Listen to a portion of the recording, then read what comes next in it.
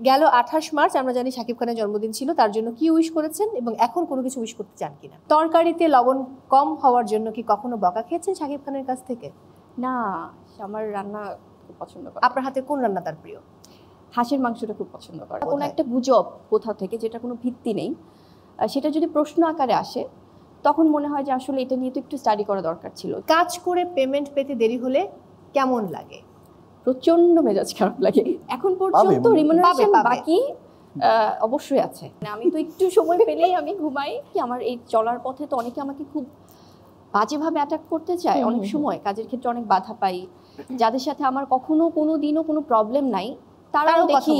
গেল 28 মার্চ আমরা জানি শাকিব খানের জন্মদিন ছিল, তার জন্য কি উইশ করেছেন এবং এখন কোনো কিছু উইশ করতে চান কিনা? সেই দিনটা তো আসলে যেটা হচ্ছে শেহজাদকে নিয়ে বাসায় যে আমরা কেক কাটতে গিয়েছিলাম। হ্যাঁ, আর উইশটা আসলে সবসময় করা হয় সেটা হচ্ছে মন থেকে অনেক বেশি দোয়া আর ভালোবাসা থাকে যেন ওনাকে আল্লাহ সবসময় সুস্থ রাখে, ভালো রাখে। তো এই উইশটা সবসময় করি। আপনার বেশিরভাগ ছবিতে আপনি জুটি হয়েছেন শাকিব খানের সঙ্গে। শাকিব খান আপনার লাকি চার্ম নাকি আপনি তার লাকি চার্ম? আমার মনে হয় এটা আসলে দুজনের সাথে সম্পৃক্ত। ওকে ওকে। তরকারিতে লবণ কম হওয়ার জন্য কি কখনো বকা খেয়েছেন শাকিব খানের কাছ থেকে? না, আমার রান্না খুব পছন্দ করে। আপনার হাতে কোন রান্না তার প্রিয়? হাঁসের মাংসটা খুব পছন্দ করে। এছাড়াও একটা ছোট চিংড়ি আমি ফ্রাই করি, ওটাও খুব পছন্দ করে। উনি আসলে হয় কি যখন খায় প্রচুর খেতে পছন্দ করে, আবার যখন দেখা যায় ডায়েট করছে তখন একদমই মানে ক্রাশ ডায়েটে চলে যায়। দেখা যায় 1 উইকের মধ্যে সে তাকে রিডিউস করে ফেলতে পারে। ওকে। সো তখন একদম খাবার সামনে দেখলেই মানে মনে হয় যে জাস্ট দূরে সরিয়ে রাখতে বলে। আমি তো উপস্থাপক, আমার কাজ হচ্ছে প্রশ্ন করা।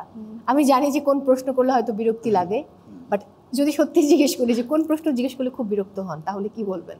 কোনো প্রশ্ন করলে বিরক্ত হই সেটা হয় না, যেটা হয় যে অপ্রাসঙ্গিক কোনো কিছু জিজ্ঞেস করলে, হয়তো বা কোনো একটা গুজব কোথাও থেকে যেটা কোনো ভিত্তি নেই, সেটা যদি প্রশ্ন আকারে আসে তখন মনে হয় যে আসলে এটা নিয়ে তো একটু স্টাডি করা দরকার ছিল। যে কোথাও কেউ একটা কোনো কিছু বললো যেটার কোনো লজিকই নেই, যেটার সাথে আমি নিজেই হয়তো শুনে অবাক হলাম।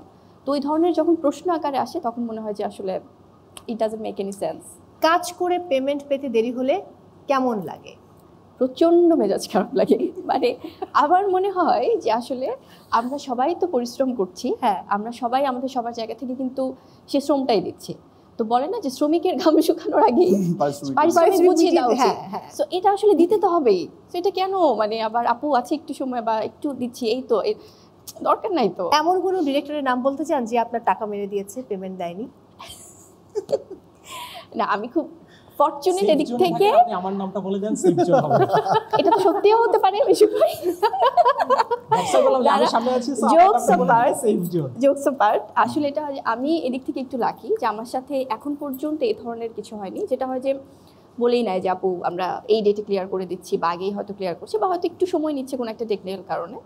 কিন্তু আমার কেন যেন মনে হলো যে সে মিথ্যা বললো। যাই হোক, তবে হ্যাঁ এটা মানে হাই ফাইভ না, আমি এখন পর্যন্ত না ওই তিক্ত অভিজ্ঞতা হয়নি যে টাকা মেরে চলে গেছে, মানে এরকম হয় নাই। নায়িকা না হলে কি হতো? কারো কাছে পাবো এরকম আছে, কারো কাছে কিছু পাবো না, এই কারো কাছে কিছু পাবো, প্রশ্নটা তো এই যে স্পেসিফিক আসতে হবে।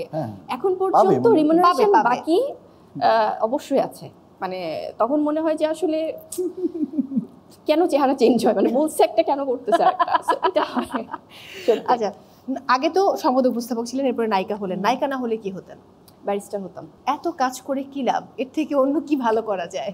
কি করা যায়? হ্যাঁ, ঘুমানো যায়। সিরিয়াসলি, মানে আমি তো একটু সময় পেলেই আমি ঘুমাই, শেহজাদকে টাইম দেই, ফ্যামিলিকে টাইম দেই। আমার কাছে মনে হয় যে আসলে কাজটাও যেমন জরুরি, আর আমি খুবই ঘরকুনো। মানে ওরা তো আমাকে মাঝে মাঝে আছে না যে টিম ওয়াইজ একটা কথা বলা বা একটা সব একসাথে মিলে প্ল্যান করা বা মুভি নিয়ে কোনো কিছু, সেটা নট অনলি দেয়ালের দেশ টিম, অনেক টিমই, মানে আমার কাজ শেষ তো ফাইন, মানে আবার নেক্সট কোনো প্রজেক্টে।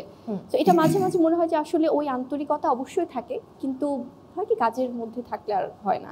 ওই যেটুকু সময় পাই মনে হয় যে বাসায় একটু রেস্ট নেই। ওকে, চলচ্চিত্র ইন্ডাস্ট্রিতে কাউকে যদি গসিপ মন্ত্রণালয়ের দায়িত্ব দেওয়া হয় তাহলে কাকে দেবেন? যদি বিউটি, মানে সে খুবই বিউটি অ্যান্ড কেয়ার করেন নিজের প্রতি, সো বিউটি অ্যান্ড কেয়ার মন্ত্রণালয়ের দায়িত্ব কাকে দেবেন এবং ফিটনেস মন্ত্রণালয়ের দায়িত্ব কাকে দেবেন? 3টি মন্ত্রণালয়, এক হচ্ছে গসিপ। গসিপটা আমি বলে দিই, না না, এটা তো আপনারটাও নেব, না না, কোনো অসুবিধা নেই, আসছি সেম প্রশ্ন কি আমার ক্ষেত্রে আসবে? হ্যাঁ আসে, yes হ্যাঁ। of course. Why you are so worried? না না, ওটাকে ইজি করে দিতাম। Oh how Oh, nice. thank you. So cute. Like, Okay. আছে আসলে, যেটা আমরাও শুনতে পাই অনেকে যারা খুব গসিপ করে, এটা আমি পার্সোনালি খুব হেট করি। না আমি নাম আমার কাছে জানতে মনে হয় যে চাই। মন্ত্রণালয় দেয়ার, আমি হয় কি আমি অলওয়েজ আমি পজিটিভিটি নিয়ে থাকি। ও আমাকে যদি কেউ ওরকম করে, আমার হয় কি আমার এই চলার পথে তো অনেকে আমাকে খুব বাজেভাবে অ্যাটাক করতে চায়, অনেক সময় কাজের ক্ষেত্রে অনেক বাধা পাই, যাদের সাথে আমার কখনো কোনো দিনও কোনো প্রবলেম নাই, তারাও তারাও কথা দেখি। বলে। তো সেক্ষেত্রে আমার মনে হয় যে আমি কখনোই নেগেটিভিটির বদলে নেগেটিভিটি ছড়াতে চাই না। আমার মনে হয় যে আমি সবসময় পজিটিভিটি ছড়াতে চাই, ঘৃণা বা গসিপের বদলে আমি সেটা করতে চাই না, আমি ভালোবাসা ছড়াতে চাই। আরেকটা কি ছিল, আরেকটা ছিল হচ্ছে beauty and care. Beauty and care অনেকেই আছে আমাদের এখানে, মানে প্রত্যেকে আমার মনে হয় সচেতন, বাট সেক্ষেত্রে আমি বলবো যে গ্ল্যামারাস জায়গা থেকে আমাদের এখানে যারা সমসাময়িক কাজ করছে প্রত্যেকে খুব কনসিয়াস। যেমন আগেও যদি বলি, মৌসুমী আপু ভেরি গ্ল্যামারাস অ্যাক্ট্রেস, পূর্ণিমা আপু খুব মেনটেন করেছে নিজেকে বা করছে এখন পর্যন্ত, আর শাবনুর আপু, মানে আছে না, এই বিউটিগুলো তো আমরা দেখে এসেছি, এবং এখনকার সময় যারা আছে প্রত্যেকেই খুব কনসিয়াস।